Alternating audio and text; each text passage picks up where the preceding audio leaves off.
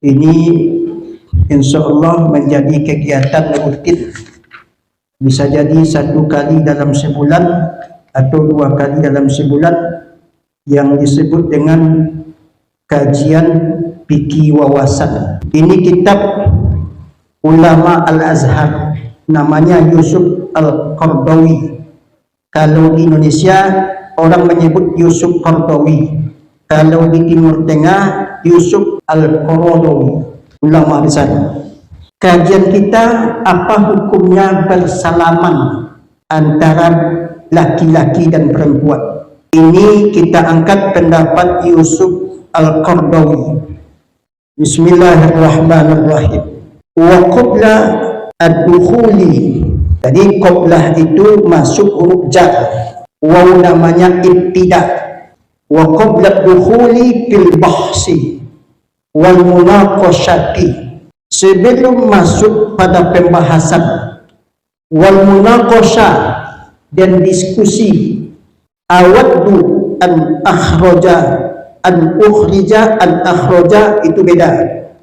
Jadi sini an ukhrija suratain, bahwa saya mengeluarkan 2 suratain.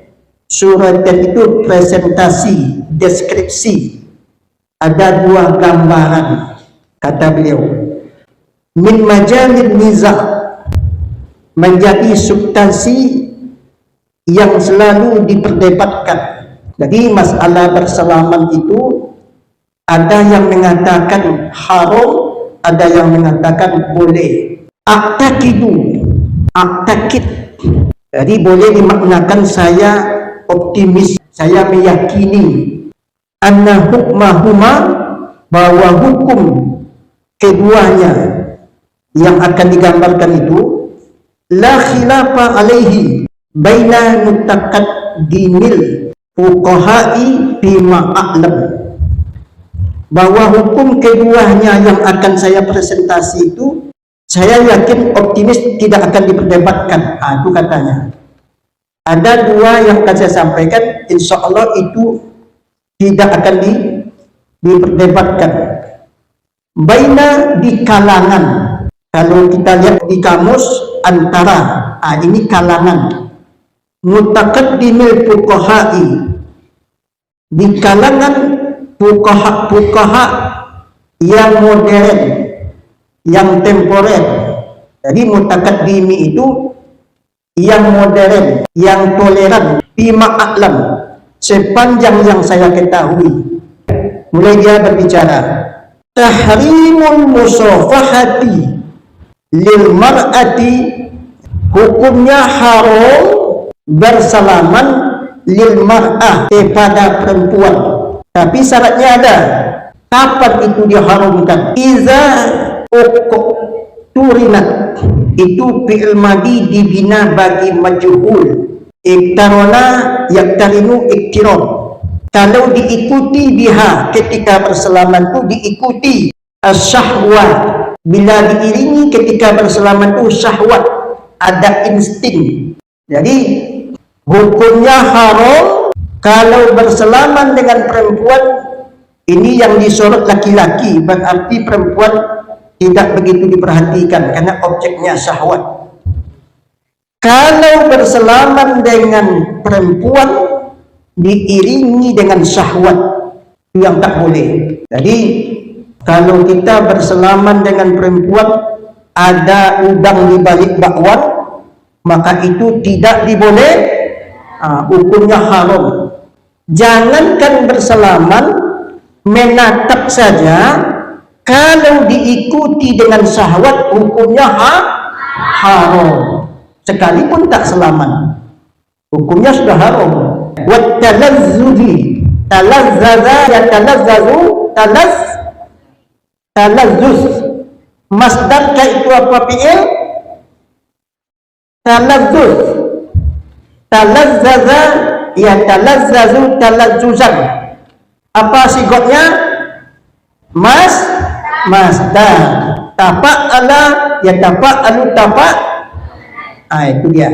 Tahrimul musafahati. Ini dia. Tahrim itu apa sifatnya? tahrim.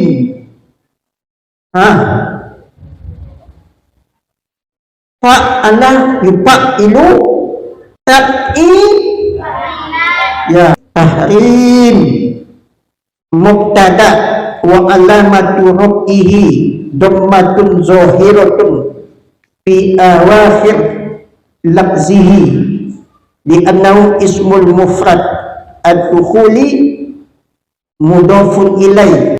Jadi haram hukumnya bermusafahah, bersalaman kepada perempuan kalau diiringi dengan syahwat dan talazzuz wa talazzuz al-jinsi. Jadi at-talazzuz itu maksudnya al-jinsi, seksual. Ada insting seksual. Kalau itu yang dilakukan ketika bersalaman maka berdosa. Min ahadi at-tarfaini, dari salah satu dua sisi. Ar-rajuli awil mar'ati, menjadi badal dia. Jadi kalau bersalaman itu diiringi dengan talazzuz maka akan berdosa ketika bersalaman itu, baik laki-laki maupun perempuan.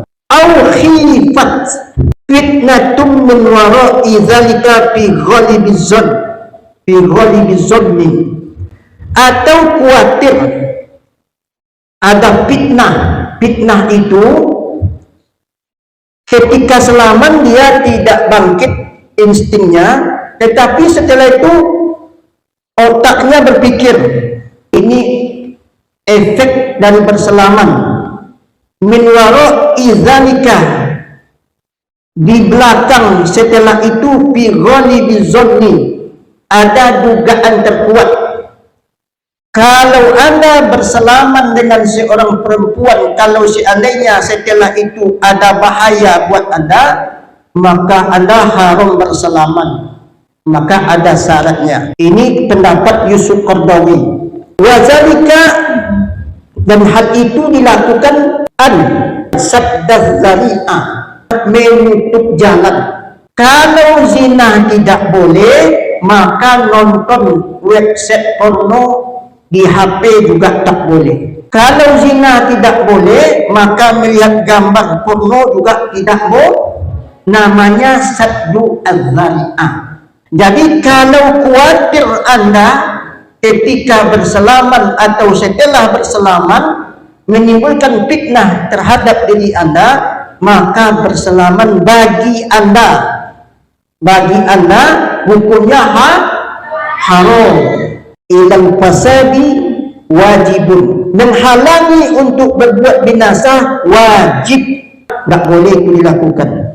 Wala sima, apalagi iza lahat alamatuhu, kalau tampak indikasi yang bisa menjebak Anda berbuat maksiat, atau Anda tahu dengan diri Anda ada tanda-tanda bagi Anda membahayakan, maka itu tidak boleh. Wa tahayyat asbabuhu, dan itu menjadi media, menjadi faktor penyebab nanti bagi Anda, maka itu tidak dibolehkan bersalaman kalau membawa bagi seseorang. Jadi kesimpulannya, kata Yusuf Qaradawi, dipulangkan kepada kita masing-masing. Kalau berbahaya, maka jangan dilakukan, hukumnya haram.